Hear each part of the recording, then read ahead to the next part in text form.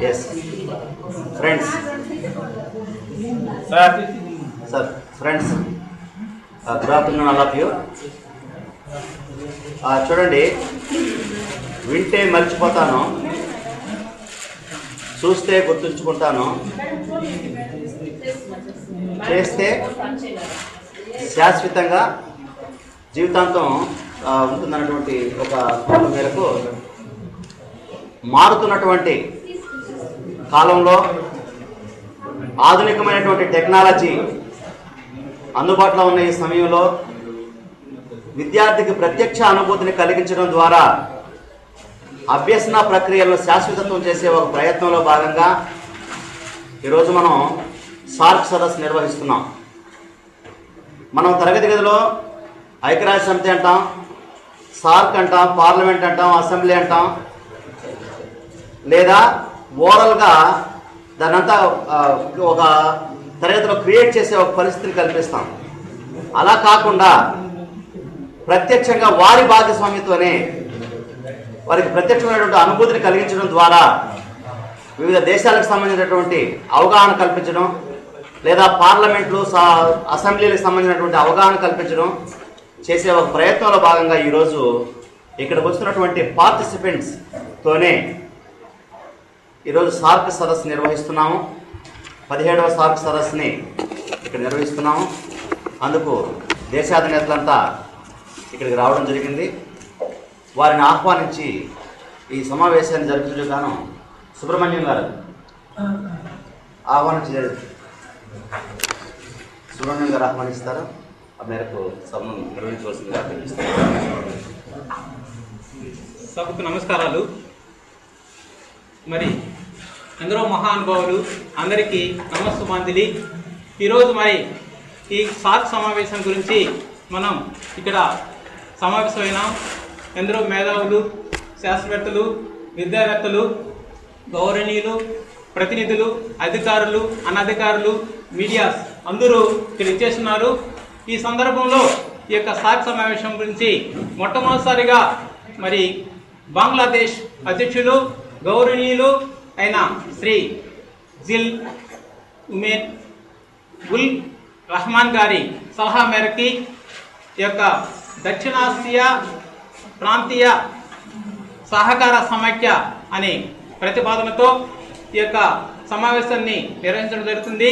ఇలా ఈ యొక్క సార్క్ సమావేశాలు ఎందుకు నిర్వహిస్తున్నారంటే మరి ఈ యొక్క ప్రజల యొక్క శ్రేయస్సు, ప్రజల జీవన ప్రమాణం, ఆర్థిక, సాంఘిక, సాంస్కృతిక విషయంలో అభివృద్ధి మరియు సహకార లక్ష్యంతో ఏర్పడింది. మరి యొక్క దక్షిణాసియా ప్రాంతీయ సహకార సమైక్యలో మరి 8 దేశాలు దీంట్లో ప్రాతినిధ్యం వహిస్తాయి. దీంట్లో ముఖ్యంగా ఒక్కొక్క దశాబ్దంగాను కొన్ని అంశాల గురించి చర్చించుకోవడం జరిగింది. మొదటిదిగా 1991 సంవత్సరం నుండి 2000 వరకు ఆడ శిశుల దశాబ్దంగాను, మరి 2000 నుంచి 2010 వరకు బాల హక్కుల దశాబ్దంగాను, 2006 నుంచి 2015 వరకు పేదరిక నిర్మూలన దశాబ్దంగాను నిర్ణయించి ప్రతిపాదించడం చేయడం జరిగింది. తర్వాత మొట్టమొదటిసారిగా బంగ్లాదేశ్లో 1985 నుంచి 1985లో డిసెంబర్ 7-8 తారీఖున ఈ యొక్క మొట్టమొదటిసారిగా ఢాకా నగరంలో ఈ యొక్క సార్క్ సమావేశం నిర్వహించడం జరిగింది. తర్వాత దరిమిలా భారతదేశంలో 3 సార్లు, తర్వాత మాల్దీవ్లో 15 సార్లు జరిగి ఈ యొక్క సమావేశాలు దిగ్విజయం జరుగుతున్న శుభతరుణంలో మన భారతదేశంలోని ఆంధ్రప్రదేశ్లోని చిత్తూరు జిల్లా, ఆ చిత్తూరు జిల్లాలోని పల్లెమనేరు పట్టణం నందు బ్రహ్మశ్రీ విద్య ఇంగ్లీష్ మీడియం పాఠశాల నందు ఈరోజు మనం ఘనంగా జరుపుకుంటున్న ఈ యొక్క సార్క్ సమావేశంలో శుభ సమావేశంలో భాగంగా మనకు మొట్టమొదటిసారిగా మన భారతదేశ ఆహ్వానంలో భాగంగా మొదటిసారిగా మన భారతదేశ ప్రధానమంత్రి గౌరవనీయులు శ్రీ డాక్టర్ మన్మోహన్ సింగ్ గారిని సభా వేదికను అలంకరించవలసిందిగా కోరుకుంటున్నాం. స్వాగతం.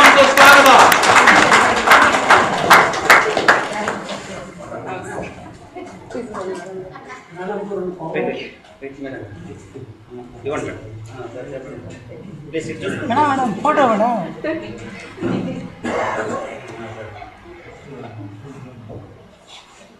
మరి మన పక్క దేశం పాకిస్తాన్ అధ్యక్షులు గౌరీలు జనాబే ఆలే సదర్ పాకిస్తాన్ గిలానీ సాహెబ్ స్టేజ్ पर तशरीफ लाए। Big class sir.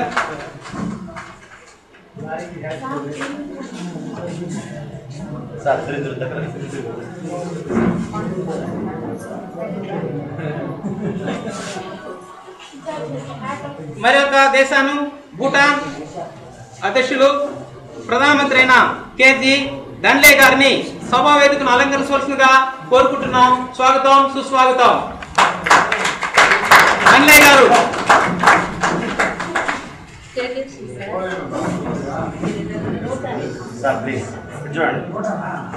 Bhutan sir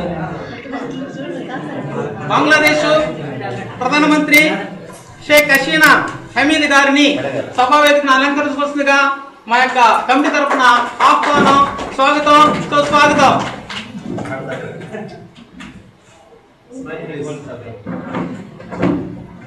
Sri Lanka president గారైన శ్రీ మహేంద్ర పక్షో గారిని సభా వేదికను అలంకరించవలసిందిగా ఆహ్వానంగా ఆహ్వానిస్తున్నాం। రండి పెద్దది ఎత్తుకోండి మేడం ప్లీజ్ సార్।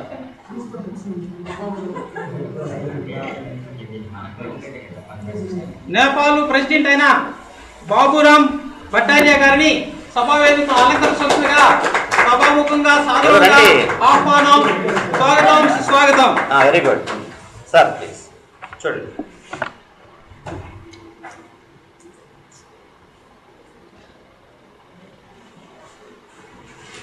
గౌరవనీయులు ప్రధానమంత్రి ఆఫ్ఘనిస్తాన్ హమీద్ కర్జేరే గారిని సభా వేదికను అలంకరించవలసిందిగా మా యొక్క కమిటీ తరఫున ఆహ్వానం స్వాగతం సుస్వాగతం।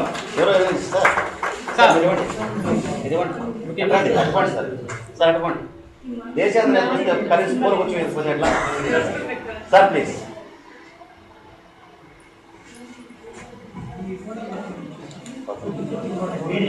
మాల్దీవులు అధ్యక్షులు గౌరవనీయులు నౌషద్ గారిని సభా వేదికను అలంకరించగా సభాముఖంగా సాదరంగా ఆహ్వానిస్తున్నాం। స్వాగతం కరతాళ మధ్య బిగ్ క్లాస్।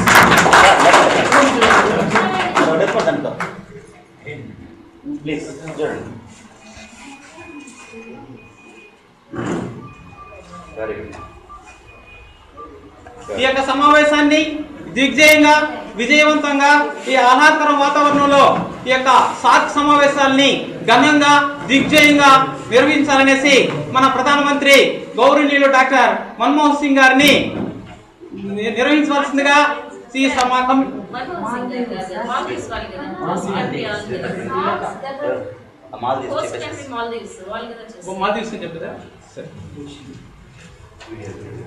మాల్దీవుల యొక్క అధ్యక్షులు గౌరవనీయులను నౌషద్ గారిని ఈ యొక్క సభను దిగ్విజయంగా విజయవంతంగా నిర్వహించి మరి ఒక ఆదర్శవంతంగా తీర్చిదిద్దాలనేసి ఈ యొక్క సభా కార్యక్రమాలను ఆయన నిర్వహించాల్సిందిగా మా కమిటీ తరఫున కోరుకుంటూ సెలవు తీసుకుంటున్నాను। Thank you sir.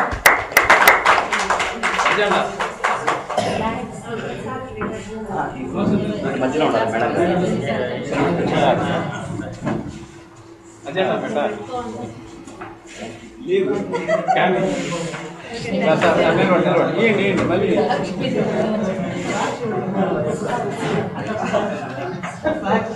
Sir please sir recording అవుతుంది।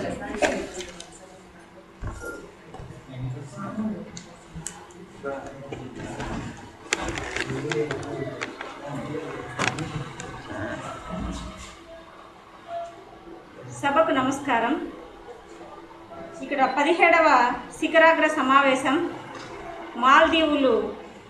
మాల్దీవుల్లోని అడ్డు నగరంలో జరుగుతున్నది।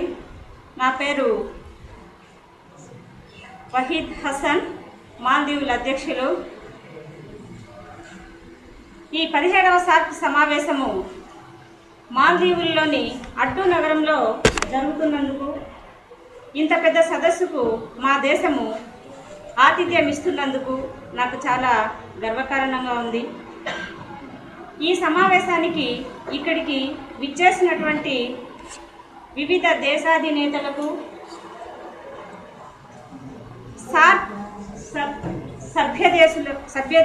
సభ్యదేశ అధ్యక్షులకు మరియు పరిశీలకులుగా వచ్చిన ఇతర దేశాధినేతలకు, మీడియాకు ప్రతి ఒక్కరికి పేరు పేరున స్వాగతం, నమస్కారం. తర్వాత మొదట ఈ సమావేశంలో సభ్య దేశాలుగా 8 దేశాలు ఉన్నాయి. ఈ 8 దేశాల గౌరవ అధ్యక్షులందరూ ఇక్కడికి విచ్చేయడం జరిగింది. వారిని పేరు పేరున నేను ఇప్పుడు స్వాగతం పలుకుతాను. మొదట ఆఫ్ఘనిస్తాన్ అధ్యక్షులు శ్రీ హమీద్ కర్జాయ్ గారు ఈ సదస్సుకి స్వాగతం పలుకుతున్నాం. హమీద్ కర్జాయ్ గారు విచ్చేయండి. తర్వాత బంగ్లాదేశ్ ప్రధానమంత్రి గారైనటువంటి శ్రీ షేక్ హసీనా బేగం గారు స్వాగతం పలుకుతున్నాం మేడం. భూటాన్ ప్రధానమంత్రి గారైనటువంటి శ్రీ జగ్మీర్ తిన్లే గారిని ఆహ్వానిస్తున్నాం. భారత ప్రధానమంత్రి గారు డాక్టర్ మన్మోహన్ సింగ్ గారిని స్వాగతం చెప్తున్నాం. నేపాల్ ప్రధానమంత్రి గారైనటువంటి బాబురాయ్ భట్టాచార్య గారికి స్వాగతం పలుకుతున్నాం. పాకిస్తాన్ ప్రధానమంత్రి గారైనటువంటి శ్రీ యూసఫ్ రజా గిలానీ గారికి స్వాగతం పలుకుతున్నాం. శ్రీలంక అధ్యక్షుడైనటువంటి శ్రీ మహేంద్ర సింగ్ రాజపక్ష గారికి ఆహ్వానం పలుకుతున్నాం సార్.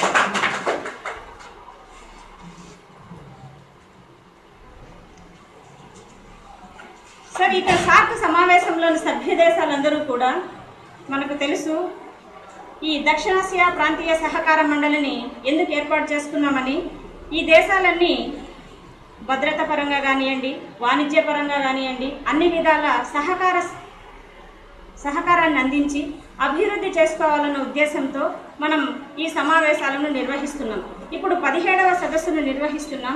ఈ సమావేశానికి వచ్చినటువంటి అధ్యక్షులు, ప్రధానమంత్రులు అందరూ కూడా వాళ్ళ విలువైనటువంటి సందేశాన్ని ఇస్తూ ఇక్కడ మనం ఈ సదస్సులో ఏ సమస్యలు ఉన్నాయి, వాటిని ఏ విధంగా పరిష్కరించుకోవాలి, మన దేశాలు భవిష్యత్తులో ముందుకు వెళ్ళాలంటే ఎలాంటి సహకారాన్ని మనం పెంపొందించుకోవాలి అని వాళ్ళ యొక్క విలువైనటువంటి ఆలోచన విధానాలను ఇక్కడ సభ ముందు ప్రదర్శించాలని చెప్పాలని కోరుకుంటూ మొదటిగా ఆఫ్ఘనిస్తాన్ అధ్యక్షుడైనటువంటి శ్రీ హమీద్ కర్జాయ్ గారు ప్రసంగించవలసిందిగా కోరుచున్నాను సార్.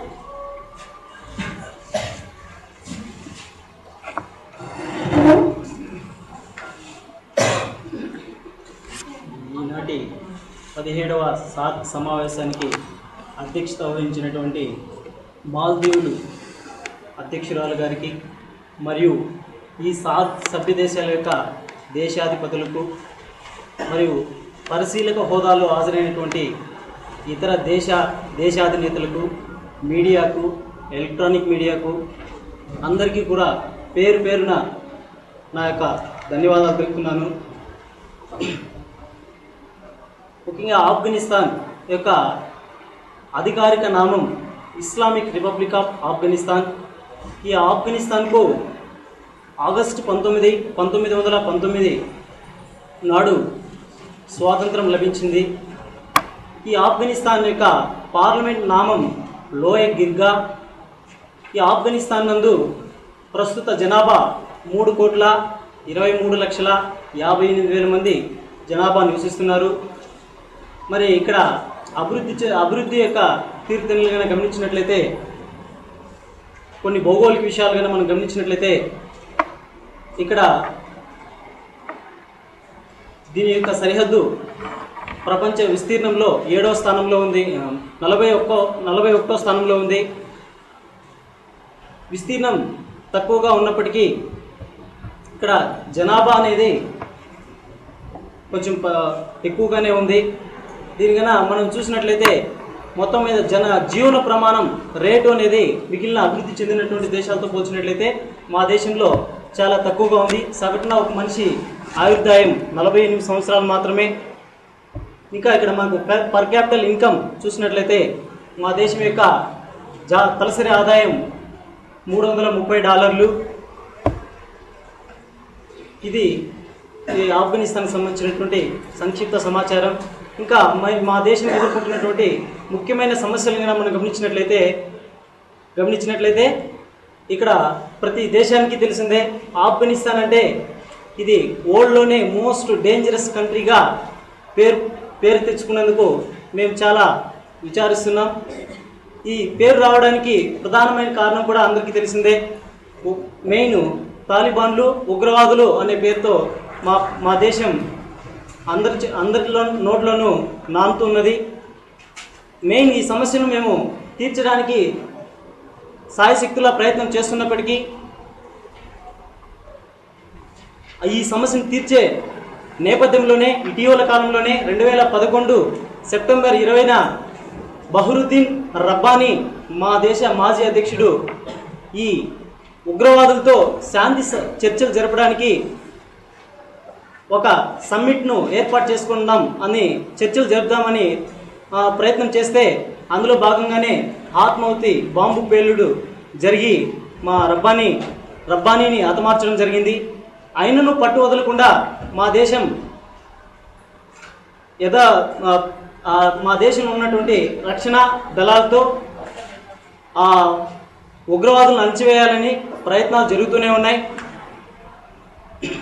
ఎన్ని చేసినప్పటికీ వాళ్ళ యొక్క కార్యకలాపాలు మమ్మల్ని మించి జరిగిపోతున్నాయి. దీనికి కారణం చాలా మాకున్నటువంటి రక్షణ ఆయుధాలు వెనుకబడి ఉండడం కూడా కొన్ని కారణం. దీనికి ప్రధానంగా ఈ సార్క్ సమావేశంలో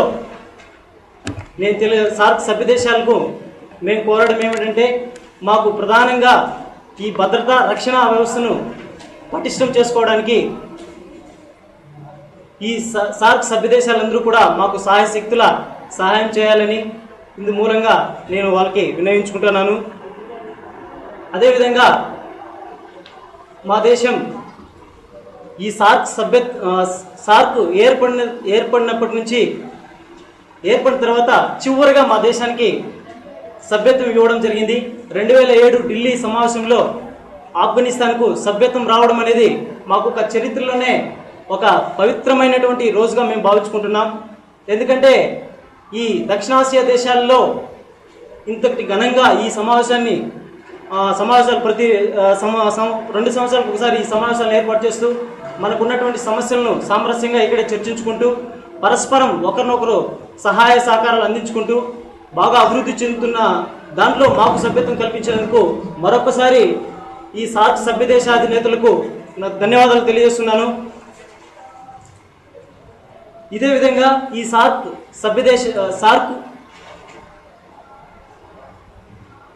ఈ సమావేశాలు బాగా దిగ్విజయంగా జరుగుతూ ప్రపంచంలో ఉన్నటువంటి ఇతర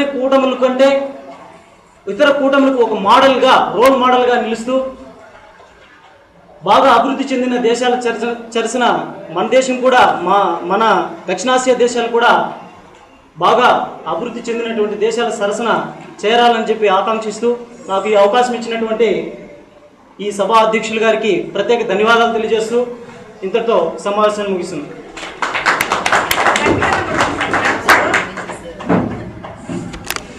సార్, ఇందాక ఆఫ్ఘనిస్తాన్ అధ్యక్షుడు శ్రీ హమీద్ కర్జాయ్ గారు వాళ్ళ సమస్యలను ఈ సభ ముందు ఆవిష్కరించడం జరిగింది. సభా సభ్యులు ఈ సమస్యలను అర్థం చేసుకుని వారి సహకారాన్ని అందిస్తారని కోరుకుంటూ thank you sir Hamid Karzai గారు. నెక్స్ట్ బంగ్లాదేశ్ ప్రధానమంత్రి గారైనటువంటి శ్రీ షేక్ హసీనా బేగం గారు ప్రసంగించవలసిందిగా కోరుచున్నాం.